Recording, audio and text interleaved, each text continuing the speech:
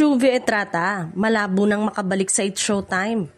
Matapos masangkot sa kontrobersya dahil sa mga lumang video at post na muling lumutang online, tila nagiging malabo na ang pagbabalik ni Shuvi Etrata sa It's Showtime bilang isa sa mga regular na host. Kamakailan, naglabasan sa social media ang ilang lumang video ni Shuvi kung saan tila may mga pahayag siya na hindi maganda tungkol kay Vice Ganda at sa ABS-CBN.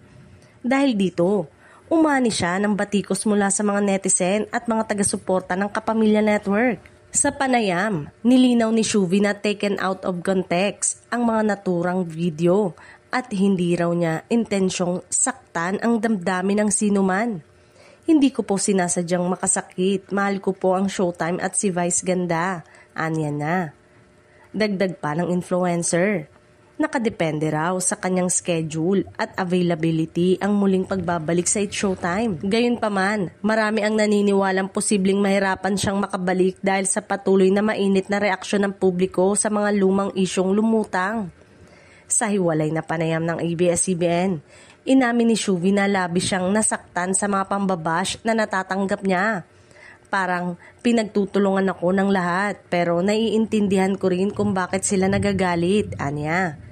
Samantala, nananatiling tikom ang bibig ni Vice Ganda at ng buong It's Showtime production tungkol sa issue. Wala pang kumpirmasyon kung muli pa bang mabibigyan ng pagkakataon si Shuvi na bumalik sa noontime show.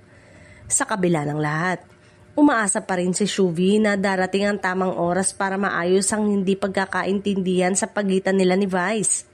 Gusto ko lang makausap si Vice para maayos lahat. Alam kong mabuti siyang tao, pahayag pa niya sa isang interview. Sa ngayon, abala si Shuvi sa mga online project at guest appearances sa iba't ibang TV programs. Ngunit nananatiling palaisipan kung muli pa ba siyang makakabalik sa entablado ng It's Showtime.